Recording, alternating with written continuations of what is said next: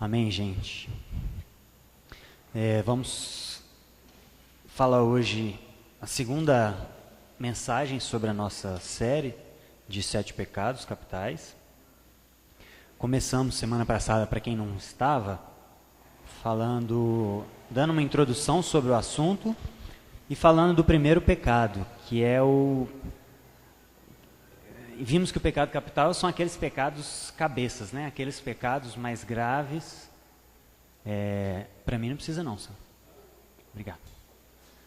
São os pecados mais graves que dão origem a outros tipos de pecados. E o pecado capital dos capitais é o orgulho, né? Que foi o pecado de Lúcifer, o pecado de Adão. Foram os pecados que nos fizeram ter independência espiritual e autoexaltação. Né? São aqueles pecados que a gente se acha. A gente acha que a gente é independente de Deus e a gente acha que a gente é bom demais. Né? É o pecado do orgulho, da soberba, enfim. Hoje nós vamos falar do segundo pecado, que a Bíblia também, irmãos, dá muita ênfase a ele, que é o pecado da avareza. Paulo fala, né, em 1 Timóteo que ele, na verdade, é a raiz de todos os males. 1 Timóteo 6,6. A partir do 6. Então, assim, a Bíblia ela fala mais de dinheiro do que de fé e salvação. Então, assim, essa já é a terceira vez que eu vou falar sobre isso aqui na igreja. E eu queria, para a gente não ser repetitivo, queria trazer algumas coisas novas, a gente focar em outros textos. E eu queria fazer um breve resumo do que a gente já falou, para a gente dar essa continuidade, né? A gente já falou sobre o cristão e o dinheiro, foram 2 mensagens. Na primeira a gente fez um panorama bíblico, de tudo que a Bíblia fala, tudo não, né? A gente tentou pegar os principais textos de Gênesis a Apocalipse, do que a Bíblia fala sobre dinheiro. E nós vimos que ela fala quase 10 vezes mais de dinheiro do que sobre fé e salvação. Quase 10 vezes mais. Então, a Bíblia está muito preocupada com o nosso relacionamento com o dinheiro, com o nosso relacionamento com os bens materiais.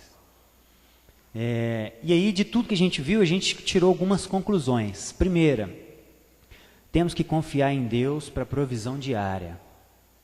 Esse é um primeiro ponto. Segundo, as palavras que a gente mais viu na Bíblia: satisfação, satisfeito. Sejam satisfeitos com o que vocês têm. Então a gente tem que estar satisfeito e não se preocupar nem com o sustento, que é o que Jesus fala em Mateus 6. Olha, são os gentios que procuram donativos, comida, bebida e roupa. Vocês têm que preocupar com o reino de Deus. Então a gente tem que estar satisfeito com o digno e não se preocupar nem com o sustento. Quem dirá com o além do sustento? A gente viu que Deus deseja uma sociedade sem pobreza e Ele defende os pobres muito nas Escrituras. A gente viu que nas maiorias das parábolas de Jesus, os ricos são sempre criticados e os pobres sempre elogiados ou benditos. Né? Ai de vocês ricos, porque vocês já têm a sua recompensa.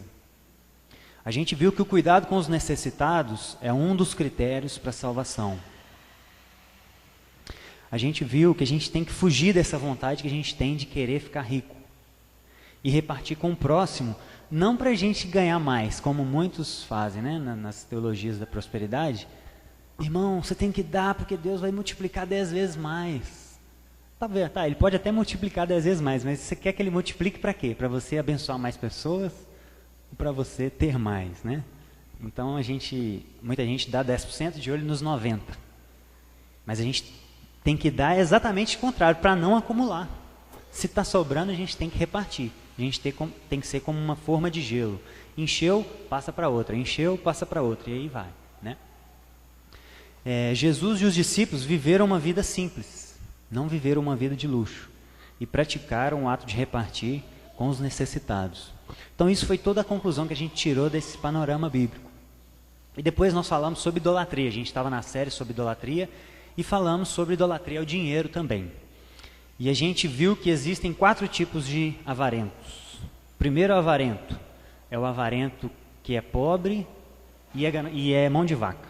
Que é aquela pessoa que não tem recurso, mas ela quer ser rica. E ela não aproveita nem do pouco que ela tem. Ela é mesquinha. Ela, em vez de comprar um chuveiro para casa, ela põe uma garrafa PET furada porque ela quer ficar rica. E ela tem que economizar o máximo possível. Ela não tira proveito nem do mínimo. Vimos também que existe o pobre, avarento, descontrolado. Que é aquele que, não é aquele que retém, mas ele gasta mais do que tem. Mais do pouco que ele tem. E aí se entra em dívidas e tem uma vida toda enrolada. Vimos que tem um rico avarento mão de vaca, que é o tio Patinhas, né? É aquele que quer ter um tesouro grande para nadar no dinheiro. Ele quer ter a sensação de ter muito, ele quer ter a conta dele com muitos dígitos, é isso que ele quer. E vimos também que tem um rico avarento descontrolado, que é aquele não que tem muito guardado, mas é que ele gasta demais consigo, ele tem uma vida regalada, ele vive no luxo, ele tem tudo do bom e do melhor, ele gasta muito mais do que ele necessita. Então são esses 4 tipos de avarentos. E aí a pergunta-chave que a gente tentou entender nessa mensagem foi: é possível ser rico e não amar o dinheiro? Por quê, irmãos? Quando eu converso com pessoas, tanto pessoalmente como em rede social, o argumento mais usado pelos cristãos é: a Bíblia condena o amor ao dinheiro, não você ter muito dinheiro.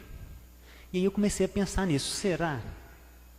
E aí quando eu fui ler 1 Timóteo 6, do 6 ao 11, eu percebi que isso não faz muito sentido, né? Paulo ali, ele começa a falar o seguinte: olha, os que querem ficar ricos caem em tentação, porque caem em desejos nocivos que levam os homens à ruína. Por quê? Porque o amor ao dinheiro é a raiz de todos os males. Então, muita gente só foca nesse versículo, amor ao dinheiro, mas esquece do versículo 6, que Paulo está combatendo, não é quem já tem, ele está falando com os que querem ficar ricos. Então não faz muito sentido para mim essa pergunta. Para mim ela tem que ser invertida. Se nós não amamos o dinheiro, por que eu gostaria de ser rico? Essa é a pergunta que a gente tem que se fazer. E não, eu posso ser rico sem amar o dinheiro. Mas a questão é, se nós não amamos o dinheiro, por que eu vou querer ser rico? Por que eu vou querer ter demais? Como eu vou conseguir viver uma vida de excesso no mundo que nós vivemos? De tanta miséria, de tanta... E não precisa ir muito longe na África, não. A gente pode ir aqui no Nordeste, a gente pode olhar dentro da nossa comunidade. A gente não precisa ir muito longe. Então esse é basicamente um resumo que a gente já viu até aqui. E eu queria, nessa mensagem de hoje, começar definindo a avareza. Vamos lá em Efésios capítulo 5. Vamos definir o que é avareza. Quando a Bíblia diz avareza, cobiça, ganância, que são sinônimos, o que no padrão dos escritores da Bíblia, né, não só do escritor, que é Deus, mas dos escritores humanos, o que eles tinham em mente quando eles estavam falando de avareza, ganância ou cobiça? Efésios, capítulo 5, 3, fala o seguinte: mas a impundicícia e toda sorte de impurezas ou cobiça nem sequer se nomeie entre vós, como convém aos santos. Ou seja, irmãos, Paulo está falando aqui para a igreja de Efésios que a cobiça, ela não tem que ser nem nomeada no nosso meio. A avareza, a ganância, ela não tem que ser nem nomeada, porque é algo tão repugnante, é algo tão inaceitável para Deus, que isso a gente não tem nem que nomear no nosso meio, a gente tem que passar longe. É algo muito grave. E aí, essa palavra avareza, né, que aqui está por cobiça, no original é pleonexia, que significa vontade de ter mais, desejo de ganho. Isso que significa essa palavra, vontade de ter mais. Mais do que? Se nós temos uma condição muito simples, temos falta do básico, a gente não pode querer mais para a gente viver o básico? Mas quando a gente viu de todo esse panorama que a gente falou agora, o mais aqui é mais do que o digno, é mais do que as nossas necessidades. É isso que significa mais. Não é que a gente nunca pode querer mais. Se você está com falta de necessidades básicas, você pode querer mais. A questão é, qual é o limite disso? Qual é o limite quantitativo? Não qualitativo, mas quantitativo. Qual é o limite? E pelo que a gente viu nas Escrituras, o limite é aquilo que a gente necessita para viver, né? E isso não é algo muito simples de definir, isso muda de época para época. Talvez daqui 200 anos o mundo vai estar tão transformado que coisas que hoje são supérfluas vão ser necessárias daqui, né? Enfim, talvez a gente vai ter uma radiação muito forte, nós vamos precisar de usar alguma coisa para nos proteger mais, enfim, né? As coisas mudam. Mas o princípio universal que tem que nos reger todas as épocas, em todos os tempos, é a necessidade. É a gente pensar naquilo que nós precisamos, aquilo que é digno para a nossa vida. Esse é o padrão quantitativo das Escrituras. E aí, irmãos, olhando um pouco para a história, o que a gente percebe? Nós vimos esse padrão bíblico, nós vimos que Jesus é muito categórico, da gente não acumular tesouros na terra, mas acumular tesouros num lugar onde traça não corrói. A gente vê os apóstolos, como o David leu aqui, vendendo coisas que eles não precisavam e depositando nos pés daqueles que administravam. Nós vemos um padrão muito elevado nas Escrituras. E quando a gente olha para a história da igreja, os primeiros cristãos faziam as mesmas coisas. Eles estavam preocupados em cuidar dos filhos que os romanos abandonavam nas ruas. É isso que era a preocupação deles. E isso que chocava os romanos. Os romanos olhavam e falavam assim: a gente julgou essa menina no lixo porque ela é mulher, não dou valor para a mulher. Mas esses cristãos pegam ela para cuidar. Como assim? Eles estão passando dificuldade e ainda pegam uma criança, mais uma boca para comer? Mas é por quê? Porque a mentalidade deles era diferente. Eles estavam com a mente encharcada com coisas do alto.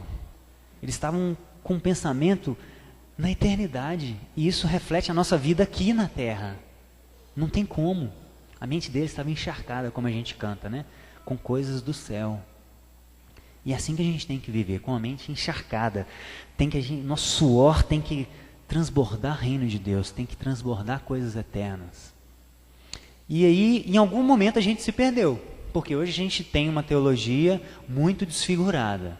A gente tem vários livros, eu pesquisei na internet, o que mais tem livro é de passos para ficar rico. E não só de não cristãos, né, daqueles empresários que fazem esses livros, mas de pastores. Deus quer que você seja rico. 14 razões que Deus quer que você se enriqueça. Esses são os livros que estão nas nossas prateleiras gospels. E onde a gente se perdeu, gente? E aí, entender essa história é muito importante para nós. E aí, quando a gente vai olhar para a história, a gente vê esse padrão elevado no início da igreja.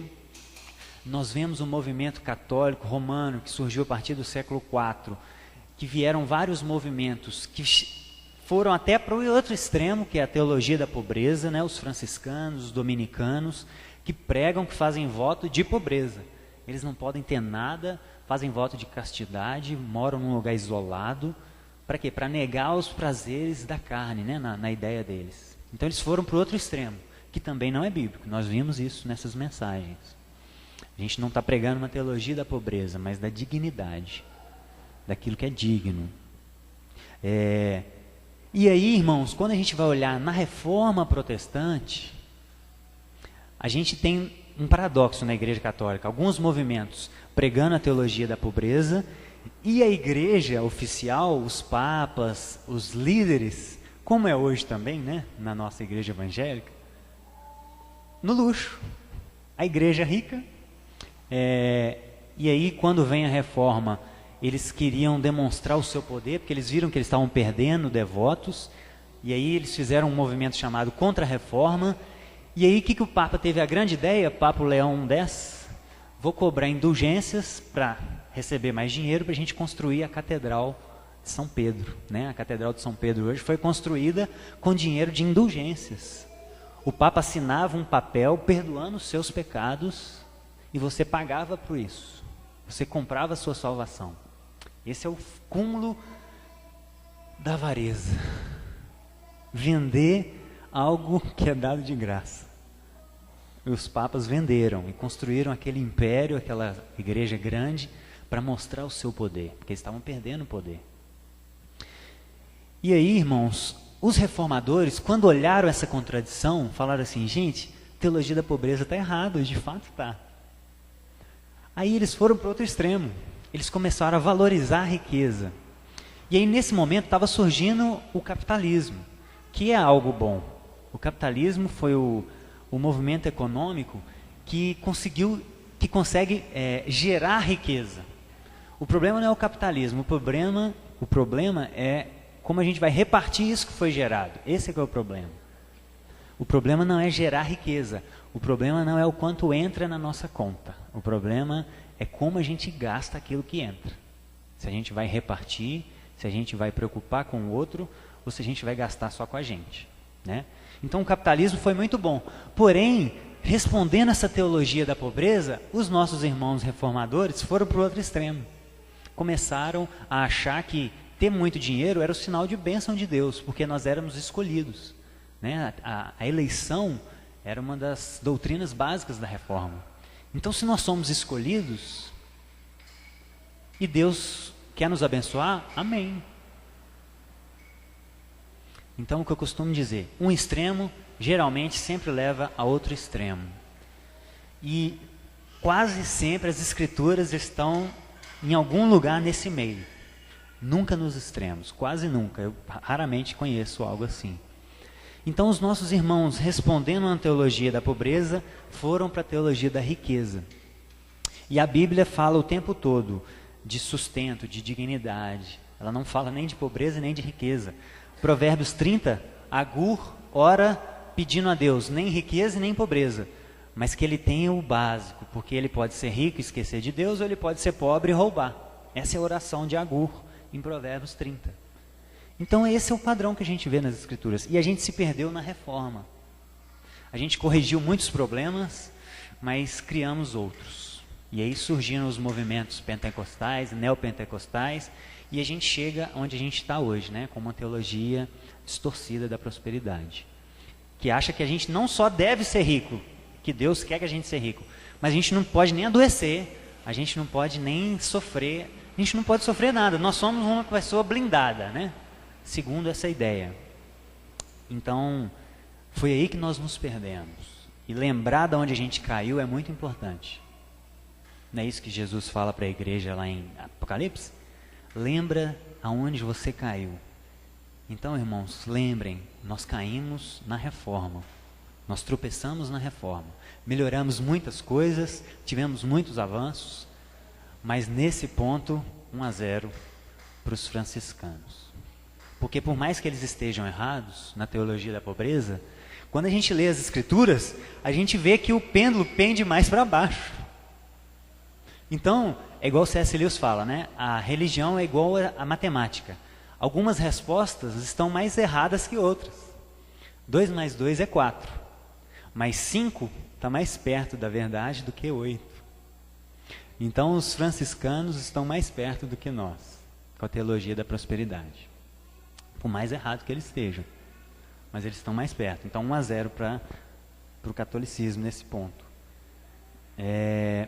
E aí eu queria que a gente focasse num texto, que eu tentei olhar todos esses textos e falar assim, qual texto a gente vai focar hoje para a gente aprofundar nele, que tenha o máximo de princípios possíveis, de tudo isso que a gente falou, de marcadores quantitativos, enfim. E eu entendi que é Lucas 12, parábola do rico, insensato. Aqui a gente vai encontrar basicamente todos os princípios para a gente vencer a avareza na nossa vida. Lucas 12, do 13, vamos começar do 13 ao 15. O título da minha Bíblia é Jesus reprova a avareza.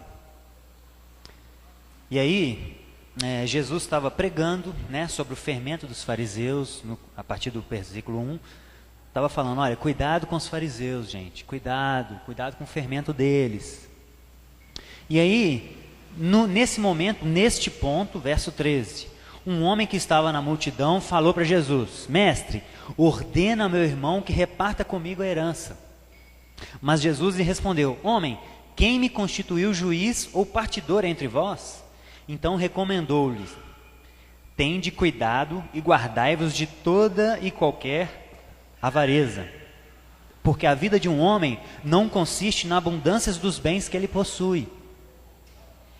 Então Jesus está pregando para muita gente, e num momento um homem vira para ele e fala assim: Mestre, resolve um problema aqui jurídico para mim. Porque os mestres naquela época não resolviam só problemas espirituais, eles eram solicitados a resolver problemas sociais também. E aí o homem vira para ele e fala: Mestre, resolve esse problema jurídico aqui para mim, ordena meu irmão a repartir a herança comigo. E aí o David já mostrou para a gente uma vez que o irmão mais velho na família judaica, ele tinha maior parte na herança. Por quê? Porque ele era o responsável pela família. Se o pai morresse, o irmão mais velho cuidava do restante da família, da mãe e os outros irmãos. Então, lhe cabia uma herança maior. E o resto era repartido para os irmãos mais novos.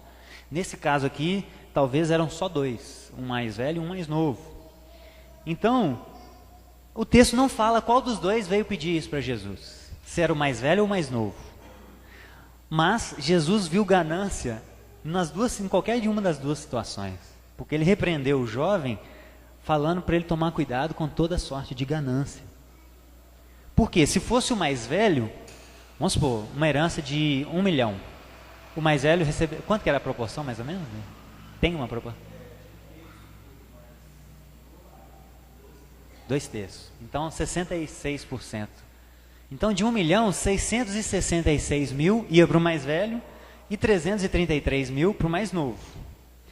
Se fosse o mais velho, era ganância ao extremo, porque ele já tinha a maior parte, ainda estava pedindo para Jesus falar com o irmão mais novo que tinha menos para repartir com ele.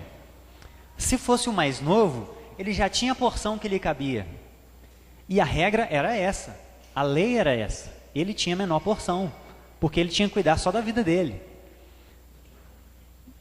Mas se fosse o irmão mais novo, Jesus também repreendeu a ganância, porque ele já tinha a porção dele, estava querendo mais do que era o estipulado pela lei.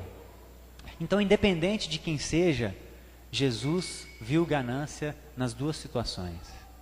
Um que já tinha mais e queria mais ainda, e outro que já tinha o digno, o justo, e que estava querendo mais do que aquilo.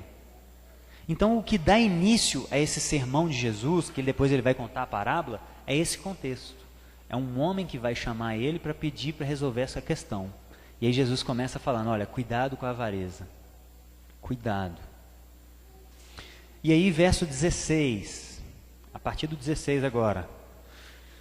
E aí, Jesus, dentro dessa situação, dentro desse contexto, profere uma parábola, dizendo: o campo de um homem rico produziu com abundância. E ele arrazoava consigo mesmo, dizendo: o que eu vou fazer? Eu não tenho onde recolher os meus frutos. E aí ele disse para si mesmo: eu já sei o que eu vou fazer. Eu vou destruir os meus celeiros, reconstruir maiores, e aí recolherei todo o meu produto e todos os meus bens. Então eu direi à minha alma: tendes em depósito muitos bens para muitos anos. Descansa, come, bebe e regala-te.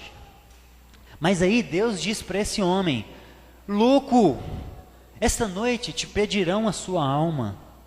E o que você tem preparado, para quem será? Assim é o que entesoura para si mesmo e não é rico para com Deus. Essa é a segunda parte do texto. Jesus profere uma parábola de um homem que a terra dele produziu muito e ele não tinha onde colocar aquilo. Ele já tinha um celeiro grande, cheio, e não cabia mais. E aí ele começa a pensar: o que eu vou fazer? E aí, talvez do lado dele tinha pessoas assim. E aí ele: o que eu vou fazer, gente? Meu terreno produziu muito. E aí ele pula o mendigo, né? E começa a pensar: o que eu vou fazer? Aí o mendigo está lá, ele pula de novo. já sei, o mendigo quase puxando a calça dele, né? Aí o mendigo, vou construir celeiros maiores, porque o meu não está cabendo. Essa é a grande ideia que ele tem, irmãos. E aí note no verso 18, as palavras que destacam: maiores, meu produto, meus bens, minha alma. Ele só pensava em si. É tudo ele. É só ele. É uma mania de grandeza e é só pensando nele. Eu vou construir celeiros maiores, e aí eu recolherei o meu produto e os meus bens, e aí eu vou dizer a minha alma. É só ele. Esse é o primeiro problema. É só ele. Não tem espaço para mais ninguém na vida dele, na vida do avarento. E aí verso 19, então eu direi a minha alma. Verso 19 é o balde de água fria no sonho da maioria dos brasileiros. O típico brasileiro sonha com isso, irmãos, olha só. Direi a minha aula: tendes no banco muitos bens para muitos anos. E aí o que eu vou fazer agora que eu estou aposentado? Descansar, comer, beber e regalar. Esse é o sonho de muitos brasileiros. As lotéricas estão lotadas por isso, porque esse é o sonho dos brasileiros. Muitos estão em depressão por isso, porque esse é o sonho de muitos de nós. É arrebentar nossa vida por 30, 40 anos de trabalhar, desenvolver o máximo que a gente puder financeiramente. Para quê? Para a gente chegar na velhice, ter uma poupança e desfrutar da vida, né? Entre aspas, nesse conceito de desfrutar a vida. Conhecer o mundo, fazer churrasco todo final de semana. Esse é o nosso sonho. Esse é o nosso padrão de felicidade. É isso que a nossa cultura ensina pra gente. Mas a gente vê nas escrituras e a gente viu com o Anderson aqui, que a gente trabalha por uma outra razão. A gente não trabalha para a gente acumular para ter uma garantia. Primeiro, porque a gente não tem como trabalhar por algo que já foi dado de graça. Nós já recebemos a vida. E como é que nós vamos trabalhar para ganhar a vida? Não faz sentido. Trabalhar para ganhar algo que já foi dado de graça, não tem jeito. Então nós não trabalhamos para ganhar a vida. A gente trabalha para cumprir aquilo que nós somos chamados para fazer. Porque nós somos capacitados com dons. E esses dons são para cooperar com Deus na redenção do cosmos. É para isso que a gente trabalha. Para redimir a terra. Para restaurar a criação. E como Paulo fala em Efésios 4:28, também para ter com que repartir. A gente trabalha para redimir o cosmos, e parte da redenção do cosmos é fazer boas obras, é repartir com quem não tem, ou com quem tem menos. Isso é parte da redenção do cosmos, porque o reino de Deus é justiça.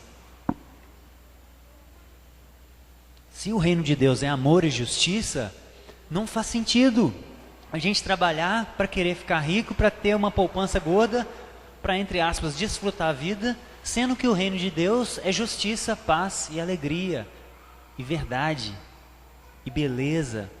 Então nós temos que trabalhar para reconstruir tudo isso que foi perdido lá no Éden. Então é para isso que a gente trabalha. E aí Jesus fala para esse cara, versículo 20, louco. Gente, quem trabalha para ficar rico ou para se sustentar é louco. Isso é loucura. Isso é totalmente desvirtuar o Evangelho. Isso não faz sentido com o Evangelho, isso é loucura. E aí Jesus toca num ponto muito importante para a gente nos livrar da avareza, que é a nossa finitude. E aí ele fala, louco, esta noite você vai morrer. Pedir sua alma é uma forma floreada, né? Jesus ainda foi compassivo com ele.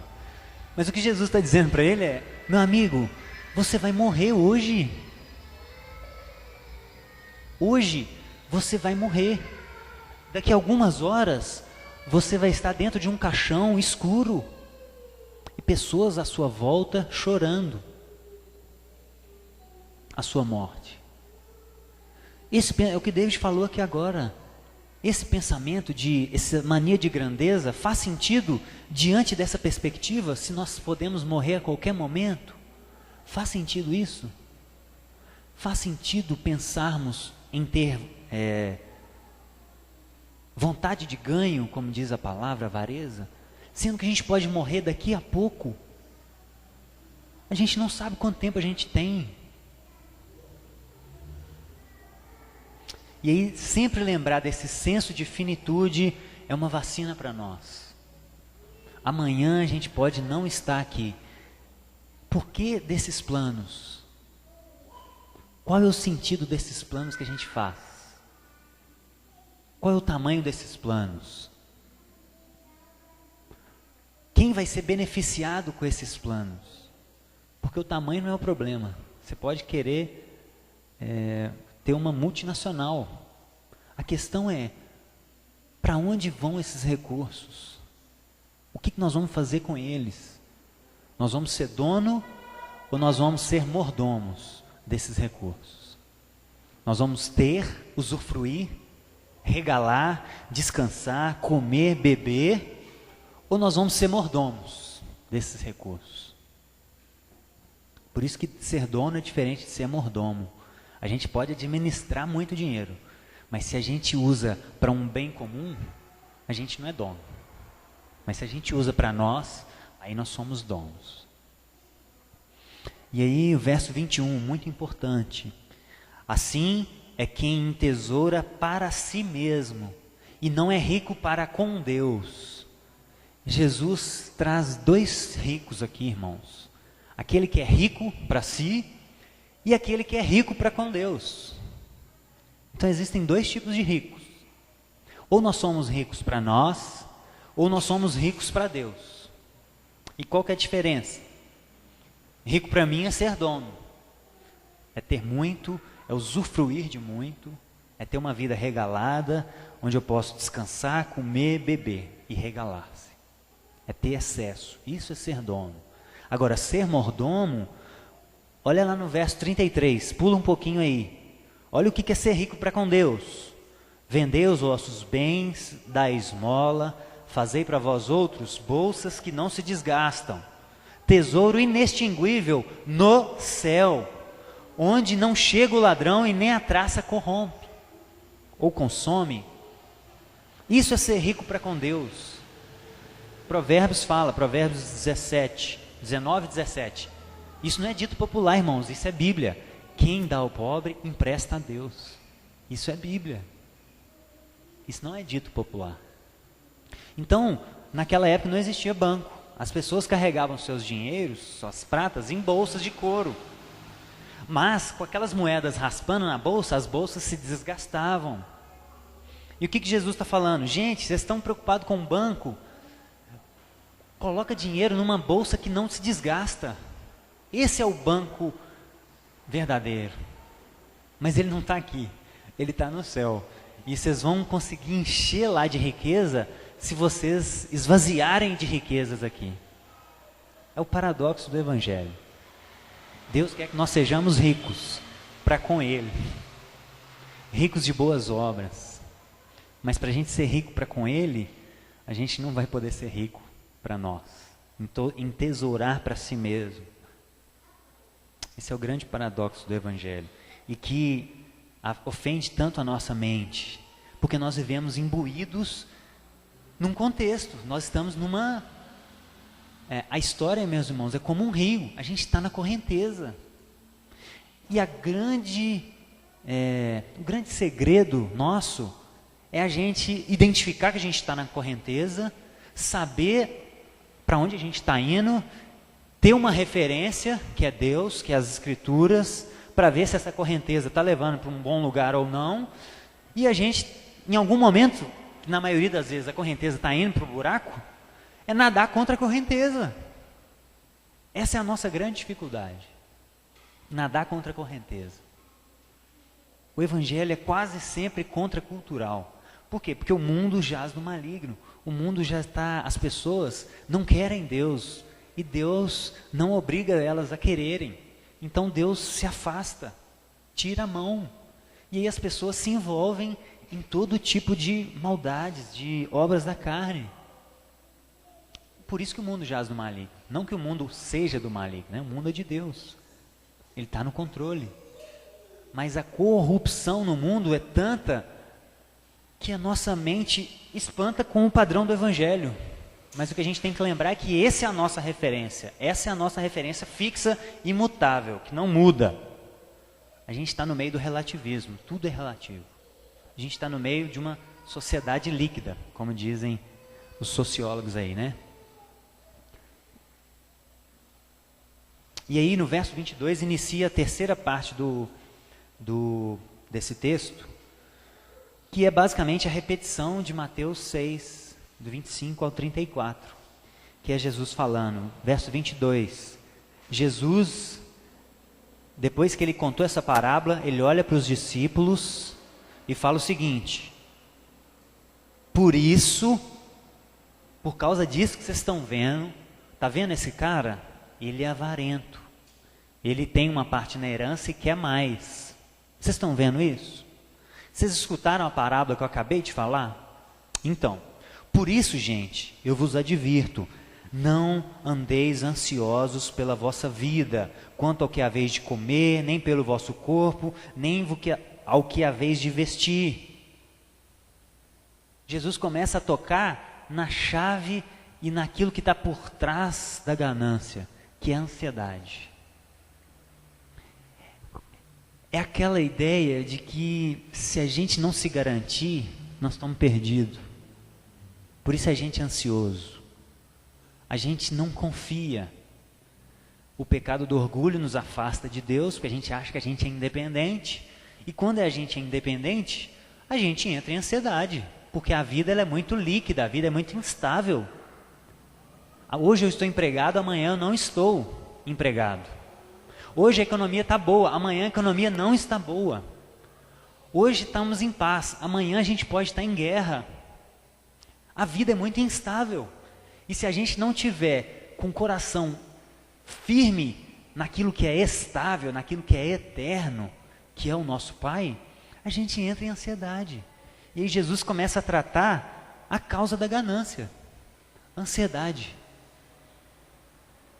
Medo de Deus não nos suprir. Desconfiança de Deus. Insegurança de Deus. É achar que Deus não é capaz, ou achar que Deus não vai nos suprir naquilo que a gente precisa. O problema é, se a gente tiver como expectativa apenas do necessário, é mais fácil. O problema é que às vezes a gente está com uma expectativa muito acima do necessário. Então, a gente trabalha muito, às vezes, não é para suprir a nossa necessidade, é porque a gente tem que pagar prestações altas de coisas caras e tolas que a gente comprou. É por isso que muitas pessoas estão ansiosas. Por isso que elas não conseguem viver e olhar para os corvos, e olhar para os lírios, e mostrar as coisas simples da vida, e olhar para elas e falar assim: Deus cuida dos corvos, Deus cuida dos lírios. E Jesus fala: gente, se Deus cuida dos lírios, que hoje estão lá no campo, amanhã na primavera, no inverno, secam, as pessoas catam, jogam no forno para fazer comida. Não dura um ano, um lírio. Não dura 6 meses, não dura uma estação. Se Deus cuida dos lírios, e eles estão bem mais vestidos que Salomão em toda a sua glória, como que Ele não vai cuidar da gente, de vocês, que valem muito mais que os lírios, que valem muito mais que os corvos? Então olha para a natureza, olha para as coisas simples da vida, e vê que Deus cuida deles. Por que Ele não vai cuidar da gente? Talvez porque a gente está com uma expectativa muito alta. Talvez porque a gente está mediando a nossa referência por coisas erradas. por padrões altos demais. E aí quando a gente olha para outros que estão passando necessidade do básico, a gente começa a repensar naquilo que a gente acha que a gente precisa. Será realmente que eu preciso disso? Ontem eu vivia sem isso. Esse é o ciclo vicioso da ganância. A gente vai se enrolando. A gente começa como estagiário ganhando R$400. E aí, quando você é adolescente, R$400 é uma fortuna. Você não ganha nada. E aí quando você começa a trabalhar, R$400, você compra uma calça de R$350. Porque você não tem um passarinho para cuidar. Então você está nadando no dinheiro. Só que aí aí você compra um celular, aí você começa a prestação. Aí você tem que pagar a prestação do celular. E aí você começa a ver que o dinheiro aperta. Aí você deixa de ser estagiário, vai ser contratado, um salário mínimo, R$1.000. Aí você fala, nossa, estou ganhando o dobro. Aí aquela calça de R$40 que você pagava com dificuldade, você já ganhando 1.000, você já fala assim, agora eu posso comprar uma de 100. Que às vezes é a mesma coisa, só muda a etiqueta, né? E aí a gente compra de 100. E aí quando a gente já acostumou com a de 100, a de 40 já não nos sustenta. Não vale a de 40. E aí você fala, nossa, eu vou colocar uma TV a cabo no meu quarto. Né? Você mora sozinho com seus pais, e aí você põe o plano básico. Nossa, tem SBT. Uau, não tinha nada, hoje eu tenho SBT para assistir. Aí você muda de emprego, começa a ganhar um pouco mais. Aí aquilo que já era bom, não é bom mais. Você quer o Discovery. Porque o Discovery... A questão é, a gente vai se enredando, irmãos. Esse é o ciclo vicioso da ganância. A gente nunca vai viver uma vida de contentamento, de satisfação, de gozo. A gente vai querer sempre olhar para um padrão acima. A gente nunca nos nivela por baixo. A gente sempre quer nos nivelar para cima. E por isso que a gente cai em ansiedade. Porque a gente precisa pagar o boleto. A gente precisa pagar a prestação daquele carro que a gente comprou e que talvez eu não precisava. Aí o IPVA é mais caro. E aquela casa que a gente comprou, que a gente não precisa, que é grande demais, tem muito mais cômodo do que gente, o IPTU é muito caro. E aí a gente precisa trabalhar. E aí você começa a oprimir os seus vendedores para eles venderem mais com a desculpa de que a empresa tem que se sustentar. Mas no fundo, o que a gente precisa é de ganhar muito para a gente pagar o IPTU da nossa casa, que é muito grande.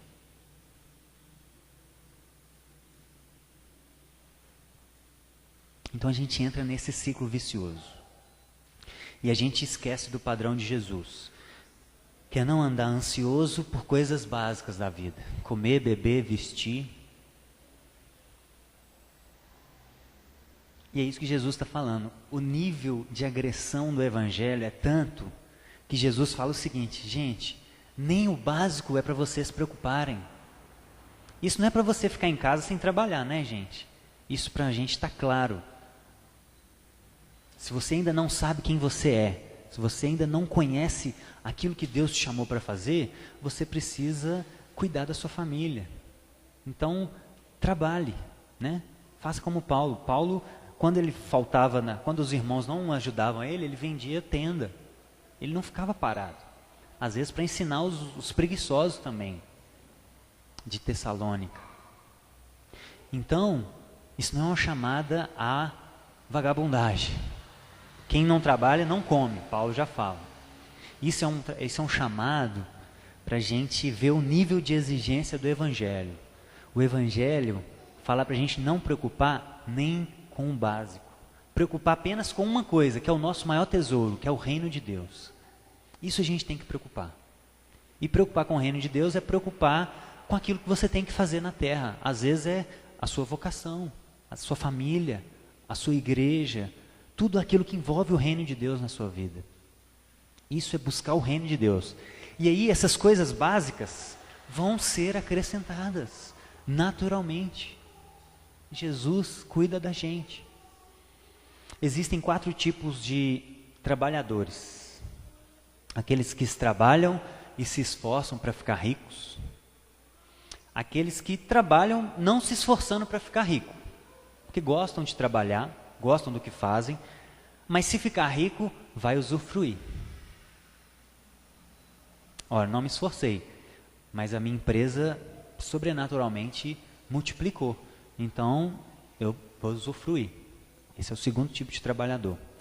Existem aqueles que não querem ficar ricos de jeito nenhum e trabalham para conseguir o pão de cada dia. É um nível mais elevado de espiritualidade.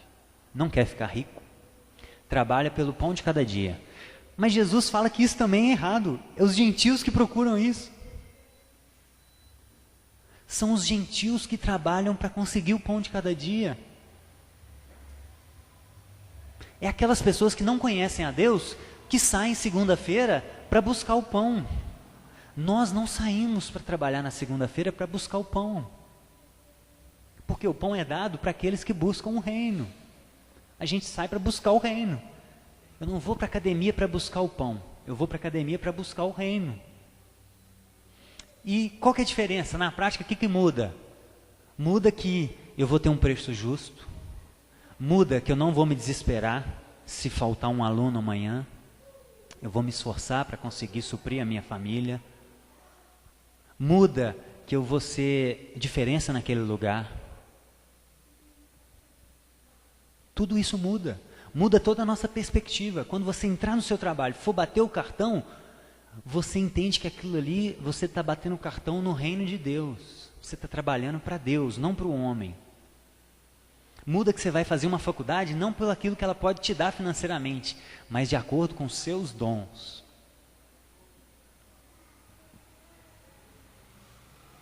Então você não escolhe uma faculdade pelo retorno financeiro. Isso é buscar o reino de Deus. E aí existem aqueles que trabalham para implantar o reino de Deus na terra e não ficam ansiosos nem com um pão de cada dia. Esse é o nível que Jesus nos convida para ser. Esse é o tipo de trabalhador que Jesus nos convida. Trabalhar para buscar o reino, única e exclusivamente o reino de Deus. Ah, mas e o necessário? O necessário vai vir. Ajuste as suas expectativas com uma referência correta, não com aquele seu primo, com aquele seu colega de trabalho que tem demais. Ajuste as suas expectativas com o Evangelho. Essa é a nossa referência. E aí, irmãos, conclusão. Eu percebi que a avareza, ela está ligada a dois dos pecados capitais.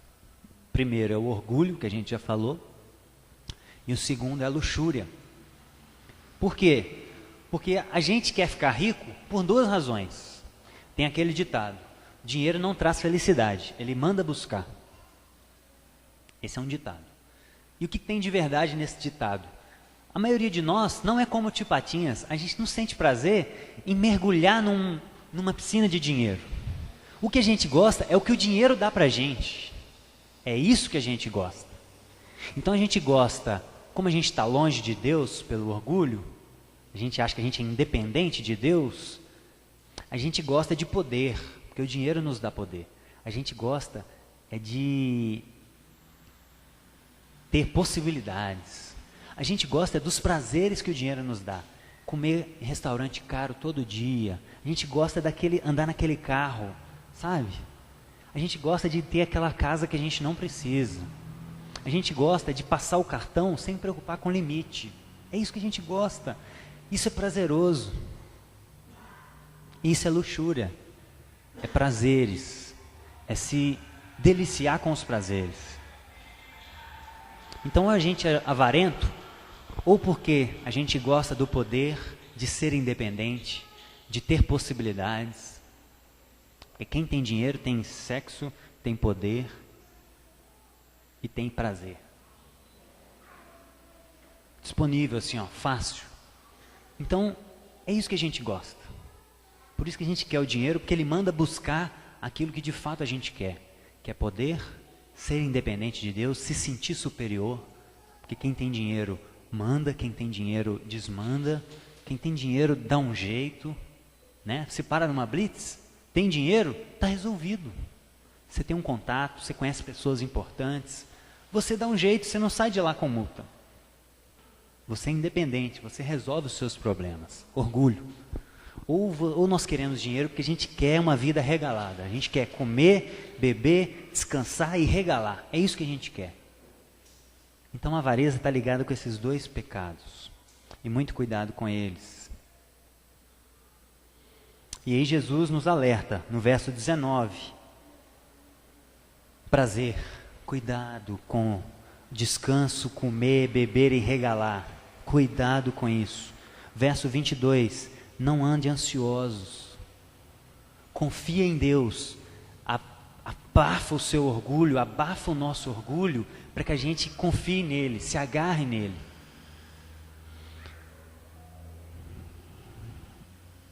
E aí, irmãos, muito cuidado com a nossa poupança e com o nosso estilo de vida. A Bíblia nos orienta a ser prudentes, mas há um momento em que a prudência extrapola a prudência e vira avareza. O quanto você está reservando para imprevistos na vida? É necessário? É justo? Como Jesus diz, né? Como o louco disse, ele queria juntar muito para ter bens para muitos anos. Verso 19. Ele queria muito na poupança para ter suprimento para muitos anos. Isso faz sentido? Isso é necessário? Não basta cada dia o seu próprio mal? Então ter uma reserva mínima é digno, é prudente, mas é para muitos anos? Quantos anos você consegue se suprir com a sua reserva? E quantas pessoas não ajudariam com o mínimo essa reserva? E cuidado também com o nosso estilo de vida, com aquilo que a gente usa, com aquilo que a gente quer ter. Comida, bebida, regalar-te. Cuidado com isso. Isso também aponta a avareza. E a solução, gente, para a avareza não tem outra solução. É nos aproximar do nosso Pai. Porque quanto mais próximo a gente está dele, mais a nossa mente é encharcada com padrões elevados de justiça, de amor. E aí quando a gente está mais perto de Deus, a gente tem mais amor e mais compaixão. E a gente sabe mais o que é justiça. E aí a gente não vai conseguir. Por quê? É aquela pergunta, se a gente não ama o dinheiro, não tem como a gente conseguir ter uma vida regalada, não tem como. Por quê? Porque a gente tem um padrão de justiça muito elevado dentro de nós, porque a gente está muito perto dele. Agora, quanto mais longe dele a gente está, mais os nossos padrões são maleáveis. A gente se molda por aquela nossa amiga ou amigo que viaja 4 vezes por ano para fora. Então a gente acha que isso é vida. A gente se toma como referência sempre o mais elevado. Então nos aproximemos de Deus e tenha contato com o caos. Tenha contato com o sofrimento. Isso é muito importante para a gente se livrar da avareza. Conhecer a Deus e ter contato com o sofrimento alheio. Não sei se vocês conhecem a história de Buda. Buda, Siddhartha Gautama, né, que é o nome dele, ele vivia num palácio e viveu a vida inteira num palácio. Os pais queriam preservar ele do sofrimento do mundo. E aí um dia, jovem, 19, 20 anos, ele saiu do palácio e foi dar uma volta no seu bairro. E aí, irmãos, ele volta atormentado. Por quê? Porque ele começou a andar na rua, ele vivia num palácio, a bolha dele não faltava nada, era excesso, era luxo. Águas termais naquela época era um luxo. E aí ele sai na rua, ele vê pessoas cheias de ferida aberta, não tem o que comer. Ele sai na rua e vê pessoas mendigando pão, aquilo que ele jogava fora lá no palácio. Ele olha na rua e vê pessoas mendigando aquilo. Aquilo ali, irmãos, aquele contato com o sofrimento, gera um transtorno na cabeça dele. E aí o Siddhartha Gautama vira Buda. Ele olha para dentro de si e fala: eu não posso viver nesse palácio. Fugiu do seu palácio, saiu da sua casa, foi para as florestas buscar a paz interior. Porque não faz sentido. Não faz sentido viver dentro do palácio se tem meus semelhantes passando necessidade do meu lado. Não faz sentido. Aí que nasce o Buda. Aí que nasce aquele homem que fala coisas muito elevadas para a sua época, que combatia a ganância também, muitas vezes. Todas as religiões mundiais, todos os mestres, todos os filósofos combateram a ganância, combateram o excesso. Todos os sábios combateram o excesso. Então, nos aproximemos de Deus e tenhamos contato com o sofrimento. Isso vai mudar a nossa perspectiva de vida. O sofrimento vai lembrar que tem outros que precisam de mais, e vai lembrar que nós somos limitados e finitos, e que a gente pode não estar aqui amanhã. Então vamos orar para que Deus sonde nosso coração, vá fundo dentro de nós e esquadrinhe o nosso coração, cada parte, cada centímetro da nossa alma, para ver o que está por trás dessa nossa ansiedade, para ver o que está por trás dessa nossa vontade de querer ter mais do que a gente precisa, e para que a gente se encharque de tudo aquilo que é do céu, de tudo aquilo que é elevado, de tudo aquilo que é santo, que é agradável, que é justo, que traz paz. Ô Pai, nós precisamos do Senhor Jesus. O Senhor é a nossa única esperança, o Senhor é a nossa única referência do que é belo, do que é justo, do que é verdade. Tudo vem do Senhor, Pai. O Senhor é a nossa esperança última, a nossa referência imutável.